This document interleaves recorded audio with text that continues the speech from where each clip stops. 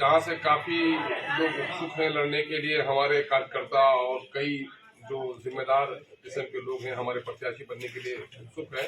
तो हम लोगों ने अभी 11 सीटों का अभी वो है जहाँ हम लोग इलेक्शन लड़ेंगे। वो सीटें हैं तो अररिया, पूर्णिया, कटिहार, किशनगंज, ये चारों जगह सीमांचल के हैं। यहाँ चारों जगह पर हम लोग अपना कैंडिडेट उतार रहे हैं। दरभंगा में उतार रहे हैं और मुजफ्फरपुर में, उजियारपुर में, काराकट में, बक्सर में, गया में और भागलपुर में। एक बड़ा आरोप हम लोग का रहता था कि भाई सब हम लोग कांग्रेस के खिलाफ लड़ते हैं।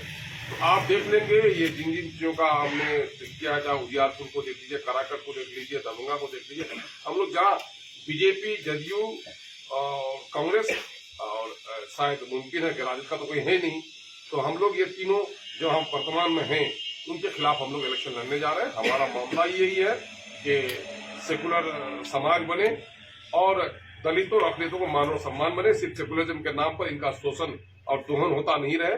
बिहार की जो जाति आधारित गणना आई है उसने चौंका दिया है लोगों को कि इन दलितों ने और मुसलमानों ने हमेशा लोगों को वोट दिया लेकिन उसकी हिस्सेदारी कभी नहीं तय की, जिसके नतीजे में आर्थिक, सामाजिक, शैक्षणिक और सरकारी नौकरियों में इनकी हिस्सेदारी अत्यंत कम है। जाहिर है कि दलितों और अखिलेतों के इस नाइंसाफी के खिलाफ तो हमारा एक मजबूत लड़ाई लड़ना हमारे लिए जरूरी है।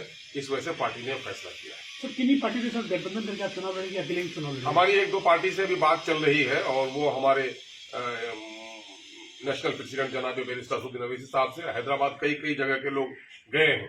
हम लोगों ने कहा कि जो कुछ भी हमारी पॉलिसी बनेगी, लेकिन हमारा मामला चूंकि वहां से तय होता है, तो अभी कई जगह के जो प्रत्याशी लोग हैं वो लोग हैदराबाद गए हुए हैं और एलायंस के सिलसिले में बात चल रही है। सर, 11 सीटों पर प्रत्याशी भी चयन हो जाएगी?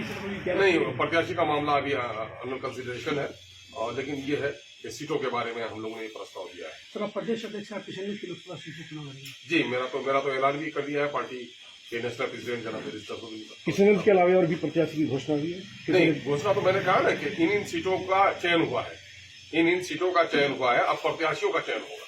मुद्दा क्या रहेगा? मुद्दा हमारे लिए तो वही है कि इस मुल्क में कम्युनिज्म ने नुकसान पहुंचाया और धोखेबाज सेकुलर ताकतों ने धोखा पहुंचाया है।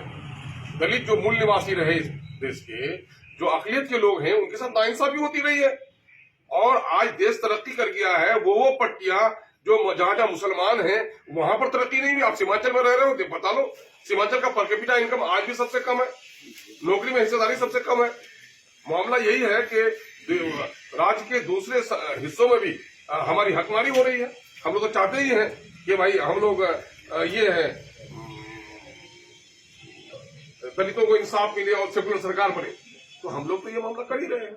अभी हम लोग चाह रहे हैं, अररिया से भी हमारे हम लोग तय कर देंगे अंतरी, और कटिहार से अभी आदिल साहब का नाम हम लोगों के पहले से हो रहे हैं।